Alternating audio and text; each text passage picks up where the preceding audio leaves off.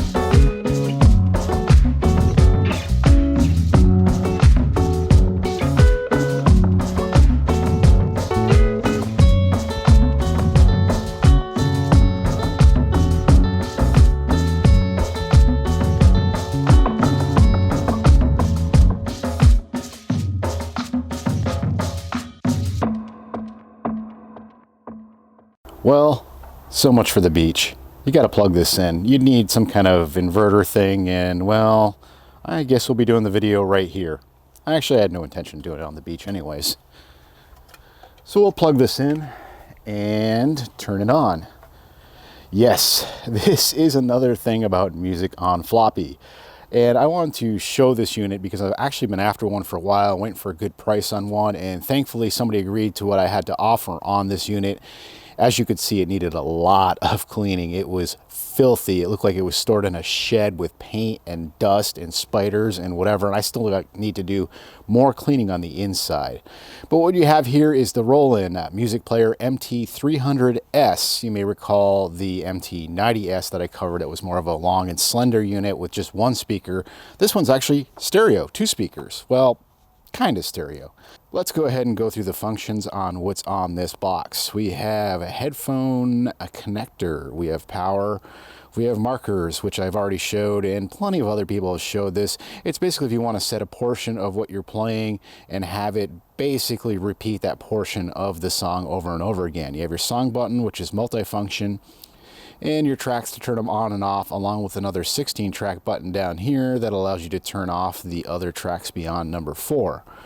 We have the beats adjustment and tempo adjustment. You can also transpose, and your menu system is in here where you can change record mode and metronome and effects and pedal settings and a couple other functions I'm not going to mention quite yet.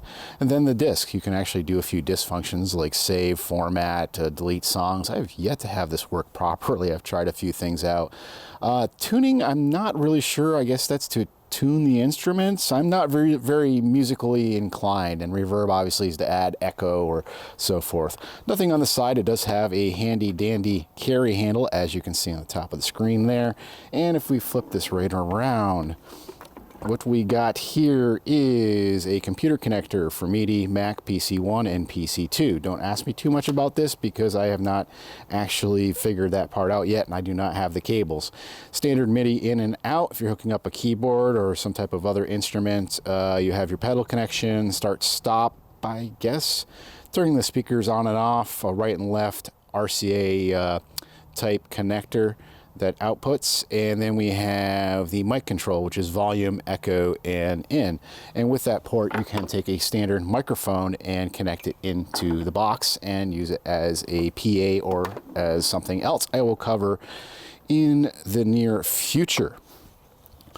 So on the bottom we have a reset button, we have stop, we have play, and yes, this actually does record, but it doesn't record like a standard type boombox. It's obviously recording MIDI and notes, and then it's being stored on the unit and written to disk. So we're not going to get into that yet because I'm actually working on another part to this video that I have no idea when it'll come out, but I'm working out with somebody that's musically inclined, and we're going to try to come up with figuring out how to make a song between his keyboard and his type of MIDI interfaces to this box. So we got our floppy disk, standard 1.44.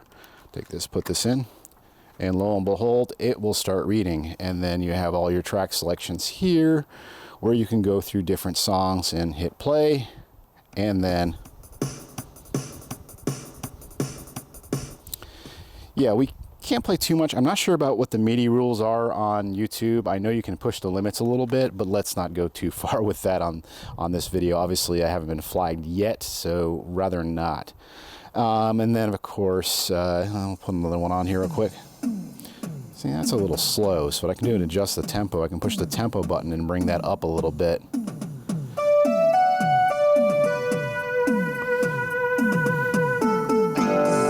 Oh, that's about all we can play. It's hard demonstrating music on YouTube. This is obviously a jog dial, which is like kind of a multi-function thing, and then these also serve as like to basically transverse your menus. Now, that all being said, okay, it's cool, it plays MIDI songs, and you got a bunch of floppy disks, and woo, wow, okay, whatever. Well, the thing is, you can fit about roughly 20 MIDIs of medium size. Of small size, you can fit up to 30, and if they're very large, obviously the number cuts down dramatically. But the one thing I was really looking forward to showing with this box, and I believe it's on this disc, and I've been having a hard time with it because I don't know what the variable is on some songs working and some songs don't. But as you can see, this one has a pretty good size display to it. I mean, you would have to be standing just a few feet from it, but it also does, whoops, I forgot, it must hold it in a buffer on the song, so it didn't actually change anything. So we will just go with, this is the wrong disc. Of course it is. It's this disc. You sure? No, I'm not. All right. Let's see. We'll just start off with the David Bowie song and watch what it does. And I'm going to play the music so you can hear what's playing, but I'm going to have to mute it because of obvious reasons.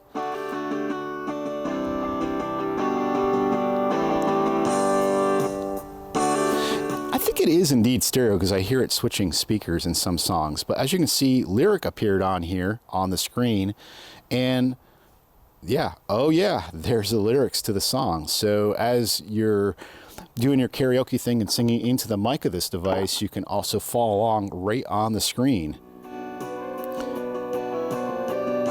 Okay, ijdm. Yeah, I know laptops can do this, but think about the time this was in. This was late 90s, early 2000s, so and carrying around a big bulky MIDI system with CRT screens and stuff was kind of ridiculous. If you just wanted to go to a party and entertain a few friends, hey, yeah, this is cool because they can just stand in front of it. The only problem is, if you're playing music for the rest of the room, I guess you'd hook up an output to it, to a stereo or whatever, so that they could actually see the screen and have this facing them, and they could pause it or whatever as they were going. But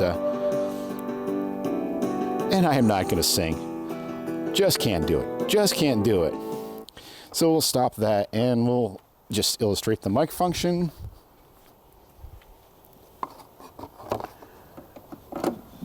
With my super duper short mic cable that, whoa, it barely reaches over here. And there you go. And you can basically control the volume or add a echo to the mix doing this. So it sounds like you're in a big hall. Okay, enough of that.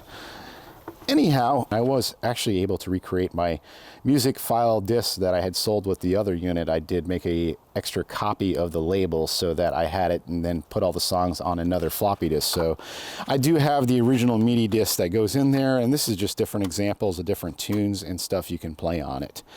Other than that, the karaoke was the main thing I really wanted to show here because that was kind of a neat thing I did not expect when I got this unit. I just basically wanted to show this boombox because I've seen plenty of videos on the other one, the MT80 and the MT90, but I've never seen a good quality video on, and I can't say I'm top quality, but a good video on the MT300, just because it seems more like a boombox with obviously 2 speakers in it. That'll be it for this ijdm video. Thank you for watching. Be sure to hit that subscribe button. We'll see you next time.